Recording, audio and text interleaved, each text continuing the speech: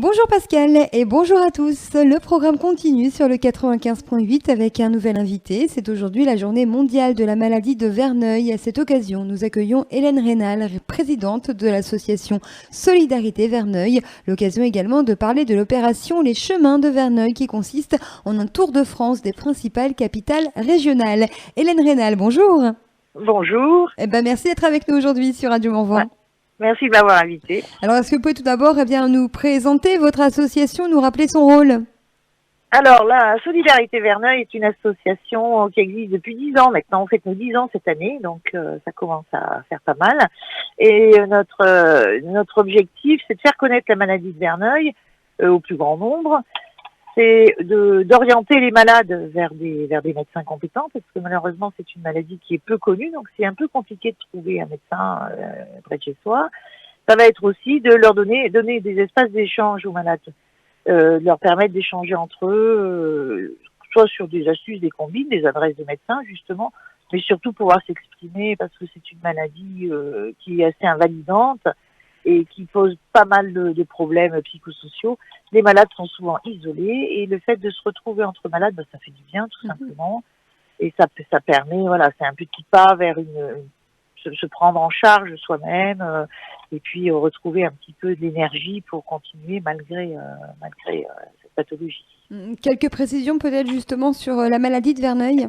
Alors la maladie de Verneuil, c'est une maladie du follicule pileux. C'est une inflammation qui se manifeste au niveau des follicules pileux. Ça se manifeste par des abcès qui arrivent de façon complètement aléatoire. Ces abcès grossissent, sont extrêmement douloureux. Et puis vous en avez un, puis après vous en avez un deuxième, un troisième, un quatrième. Ça fait horriblement mal, on peut plus bouger le bras, on a du mal à marcher, on a du mal à s'asseoir. Et du coup, on a du mal à avoir une activité professionnelle normale, quoi. Elle touche essentiellement les gens, souvent au moment de la puberté, mais il y a un pic sur la 3e décennie, entre 20 et 30 ans. Or, la 3e décennie, c'est le moment où on s'installe professionnellement, où on termine éventuellement ses études, et où on s'installe avec sa petite chérie, on a des projets maison, des projets bébés, et puis à cause de cette maladie qui est tellement handicapante, douloureuse, patatras, tout s'écroule, les CDI ne sont pas signés, les contrats de travail, ça rate, les examens on les loupe, voilà. Et tout ça, la petite chérie s'en va, le projet bébé est terminé, et donc il y a vraiment une répercussion extrêmement forte qui est majeure pour les malades et voilà, on se retrouve dans des situations souvent assez dramatiques. On a des suicides parmi nos adhérents. Malheureusement, ce sont des choses qui arrivent. On comprend, c'est une maladie qui est vraiment très handicapante. C'est très handicapant et c'est d'autant plus perturbant que le personnel médical n'est pas formé à la reconnaître. Donc même les médecins en fac de médecine, ils en parlent extrêmement peu. Ils commencent à parler, mais ils en parlent très peu. Donc les médecins n'arrivent pas à la diagnostiquer. Le délai moyen de diagnostic, c'est quand même 8 ans et demi.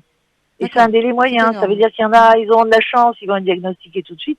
Mais à côté de ça, vous en avez, ils attendent 20 ans avant de savoir ce qu'ils ont. Et pendant ces 20 ans, ils gambergent. Ils disent, qu'est-ce que j'ai? Est-ce que je suis contagieux? Et ils savent pas. C'est quand même très impactant par rapport à ça aussi. Alors, un diagnostic difficile à obtenir, est-ce qu'il y a un traitement?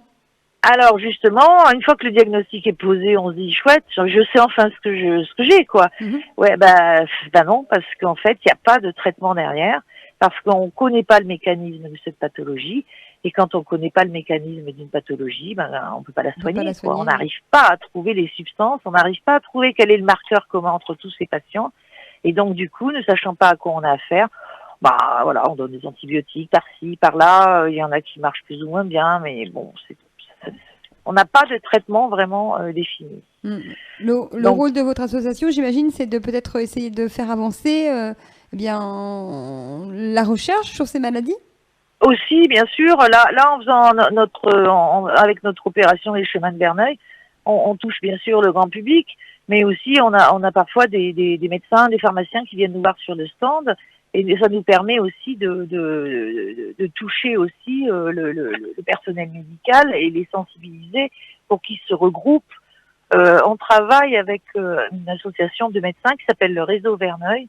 Là, ce sont des médecins, essentiellement des dermatologues et des chirurgiens. Et leur rôle, ils partage de compétences, hein, ils se forment les uns les autres, ils travaillent beaucoup ensemble, et l'objectif de tous ces médecins, c'est de se mettre ensemble pour essayer de trouver des solutions. Donc oui, heureusement qu'il y a quand même des médecins qui s'y intéressent. Mais c'est long, il faut être patient. Et quand on a mal, on a du mal à être patient. Et oui, bien sûr. Voilà. Il est possible de quantifier le nombre de personnes touchées en France ?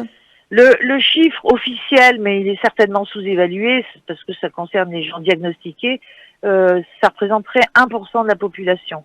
Donc en France, on est sur du 650 000 malades, sachant qu'il est sous-évalué puisqu'on parle là uniquement des personnes diagnostiquées. Parce que comme je vous disais, avec 8 ans et demi d'errance moyenne, forcément, tous ceux qui n'ont pas encore eu de nom sur leur maladie, tout cela, ils ne rentrent pas dans les 1%. Donc, on estime entre 5 et 6% en réalité. Donc, ça fait quand même pas mal. Oui, alors c'est aujourd'hui la journée mondiale de la maladie de Verneuil. Votre avis sur cette journée ? C'est utile, c'est nécessaire. Avant, il n'y avait rien du tout. Aujourd'hui, cette journée-là, toutes les associations dans toute l'Europe organisent quelque chose. Donc c'est vraiment un mouvement européen et c'est ça qui est intéressant d'attirer l'attention. Et plus les associations font des actions ce jour-là, plus automatiquement ça interpelle. Bien sûr. Les journalistes par exemple, qui grâce à vous, grâce à des gens comme vous, du coup, on peut toucher encore plus de personnes, sensibiliser encore plus de monde. Donc votre intervention est d'autant plus appréciée. Je vous en remercie. Merci à vous d'avoir accepté de prendre la parole. Alors justement, vous êtes en ce moment sur les routes de France, puisque vous partez à la rencontre des malades et du grand public. Alors pour un tour de France baptisé les chemins de Verneuil. Voilà, c'est un petit peu notre chemin de Compostelle à nous, on va dire. On fait le tour de France. On est parti de Lyon le 28 mai et on va faire. On est déjà passé à Marseille. Montpellier, Bordeaux, Poitiers, on est passé à Clermont-Ferrand, et puis voilà, on va arriver sur Dijon. Après, on montera vers le nord, on par Orléans, Nantes, on fera la Bretagne, toute la région nord avec Amiens, Lille, etc. Puis après, par la suite, on descendra sur Châlons-en-Champagne. Après, on fera un petit détour par Metz, Strasbourg, Besançon, et un retour sur la région lyonnaise avec un retour à Villeurbanne. C'est quoi l'objectif de cette opération ? C'est de sensibiliser les gens partout. On s'aperçoit que même au niveau de la sécurité sociale, certains centres de sécurité sociale ne connaissent pas la maladie. Donc, en fait, on s'est rendu compte que les malades, ils aiment bien qu'on vienne les voir, mais dès qu'on organise quelque chose quelque part, il y a forcément celui qui est à l'autre bout de la France, il dit ouais, et moi. Donc, on s'est dit, on va faire le tour des capitales régionales. Comme ça, là, on verra vraiment tout le monde. Et tous ceux qui ont envie de venir, ils auront près de chez eux, la possibilité de venir échanger avec nous. Ça, c'est important, c'est majeur. C'est la première fois que vous mettez en place cette opération ? Je crois que non seulement c'est la première fois qu'on l'a mise en place, mais je crois que c'est la première fois que ça arrive dans un pays européen, qu'une association mette en place ce type d'opération itinérante sur tout un pays. Je crois que je suis même sûre que c'est la première fois que ça s'est fait. Donc on est aussi assez fiers d'avoir eu cette initiative. Et oui, c'est important de le souligner. Alors vous sillonnez donc ces routes à bord d'un camping-car, c'est bien ça ? Vous installez un stand ? Comment ça se passe ? On a un petit camping-car sympa comme tout, donc on a loué notre camping-car, on a tout notre matériel. Là pour l'instant on est 3 à bord. Alors par moment on sera 4, d'autres moments on sera 2, etc. Enfin c'est selon les étapes. Et on part. En fait, on a fait un tracé toutes les anciennes capitales régionales avec l'ancien découpage, vous voyez. Et donc voilà, on part en général, on roule le matin, on s'installe en début d'après-midi en ville. Donc on a bien sûr demandé les autorisations à toutes les municipalités. Bien sûr, on fait pas ça n'importe comment. On installe notre stand jusqu'à 17h, 17h30. À 17h30, on plie et on va dormir au camping municipal le plus proche. On se repose, on dort, voilà. Et le lendemain matin, on reprend la route et on recommence en direction de la capitale suivante. Voilà. Et on fait ça tous les jours avec une journée de repos tous les 4-5 jours quand même. Bien sûr, il faut se reposer un petit peu. Ne serait-ce que pour faire tourner la machine à laver de temps en temps. Parce que c'est quand même, on n'est pas tout jeunes non plus et on a besoin aussi de se reposer un peu. Bien sûr, on le comprend. Vous êtes parti le 28 mai dernier. Alors comment ça se passe ? Quel est le retour ? Comment êtes-vous accueillis ?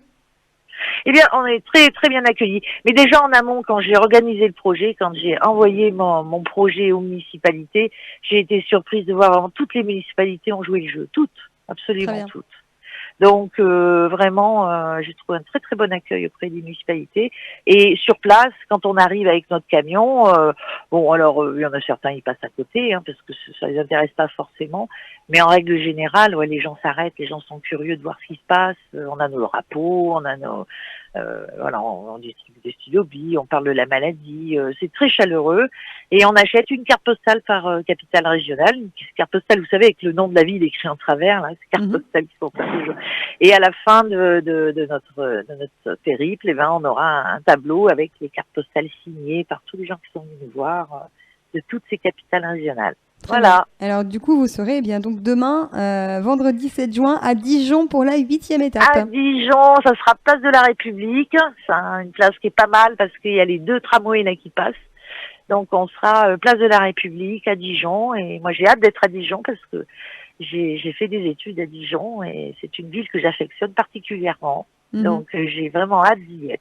Et bon, on va inviter nos auditeurs qui peuvent se rendre jusqu'à Dijon et bien venir vous rencontrer. Sinon, on le rappelle, il y a une antenne localement de votre association. Exactement, on a une antenne à Nevers et on a une permanence le premier samedi de chaque mois à l'hôpital de Nevers, à l'hôpital Pierre-Bérégovoy, de 13h à 15h, le premier samedi de chaque mois. Et c'est Marie-Christine, notre correspondante régionale, qui accueille les malades à l'occasion de... Bon, évidemment, au mois de juin, elle n'a pas eu lieu parce que forcément Marie-Christine est avec moi. Oui. Elle est fidèle de chez Fidèle. Donc au mois de juin, elle n'a pas eu lieu, mais dès le mois de juillet, elle sera là pour accueillir les malades et raconter un petit peu notre périple. Parce que c'est une aventure quand même. Et oui. Bah justement, on va peut-être l'écouter quelques instants. Je vais peut-être vous demander de me la passer, puis vous revenez avec nous pour la fin de cette entrevue. Eh ben, il n'y a pas de souci. Je vous la passe tout de suite. Oui, allô, bonjour. Bonjour. Alors, comment se passe ce Tour de France, ces chemins de Verneuil? Très, très bien. On est ravis de ce Tour de France. On a le soleil. Et vraiment, les gens sont chaleureux et super. On a eu quelques personnes déjà. On a réussi à les sensibiliser et à les informer. Et donc, vraiment, c'est formidable. C'est une très, très belle action que nous faisons. Et on le disait tout à l'heure, et je suis fière d'y participer. Et oui, parce que c'est une belle aventure, on le disait tout à l'heure. Ah bah c'est une aventure, oui, on part pour un mois, on a tout quitté, là, donc du coup, oui, c'est une super aventure, avec une reconnaissance des personnes qui nous remercient vraiment de s'être déplacées jusqu'à chez eux, quoi. Alors vous êtes correspondante régionale, c'est bien ça, oui, de l'association. Oui. Voilà, et donc on peut venir vous rencontrer tous les mois. Bien sûr, et je peux laisser éventuellement mes coordonnées aussi, si les personnes veulent me contacter. Eh bien c'est le moment, allez-y. Alors 06 10 34 44 50. Je vais répéter 06 10 34 44 50. Voilà, on peut insister sur le fait de ne pas hésiter à vous contacter. Absolument. J'ai mon téléphone constamment sur moi, nuit et jour, donc enfin le soir, il n'y a pas d'horaire, je veux dire, même si c'est 21h, 21h30, voilà. Je suis disponible et entièrement à l'écoute des personnes. Eh ben, j'espère que le message est bien passé, puis on va vous souhaiter une bonne fin d'opération et de belles rencontres. Merci. Peut-être qu'à l'occasion, on pourra vous faire un petit compte-rendu au retour. Ce sera avec plaisir. En tout cas, on imagine que c'est aussi enrichissant d'un côté que de l'autre. Ah, c'est très enrichissant des deux parties, ouais, tout à fait. Ouais, franchement. Très bien. Et vous reviendrez nous faire le bilan de tout ça. Eh bien, ça marche. Merci beaucoup de votre accueil. Merci à vous et on va reprendre Madame Rénal. On va conclure avec vous. Ouais. En tout cas, on va inviter nos auditeurs à venir à Dijon s'ils peuvent. Si on veut en savoir plus aussi, il y a le site internet solidarité-verneuil.org. Exactement. Vous serez les bienvenus. Très bien. Eh bien, moi, je vous remercie. Est-ce que vous voulez le mot de la fin, justement? Je voulais vous laisser le mot de la fin. Un message à passer à nos auditeurs? Eh bien, en cette journée du 6 juin, jour de la maladie de Verneuil, écoutez, tous les auditeurs qui ont la maladie de Verneuil et qui nous entendent, il faut qu'ils restent forts, qu'ils gardent le moral. Les choses bougent, les choses avancent, les médecins recherchent. Nous, on est là pour les accompagner et à nous tous, on finira bien par l'avoir, cette maladie. On arrivera. C'est sûr qu'on y arrivera un jour et c'est tous ensemble qu'on y arrivera. Ça, j'en suis persuadée. Et on va terminer sur ce joli message optimiste. Merci beaucoup Hélène Rénal d'avoir été avec nous. Je vous en prie, merci à tous. Merci, on vous souhaite une belle journée. Vous aussi. Merci, au revoir. Voilà Hélène Rénal à l'instant, présidente de l'association Solidarité Verneuil. Voilà ce que nous pouvions donc dire aujourd'hui à ce sujet à l'occasion de cette journée mondiale de la maladie de Verneuil. Si vous voulez plus d'infos, je vous rappelle le site internet www.solidarité-verneuil.org. Voilà, c'est tout pour aujourd'hui. Merci de votre écoute et à demain avec un nouvel invité.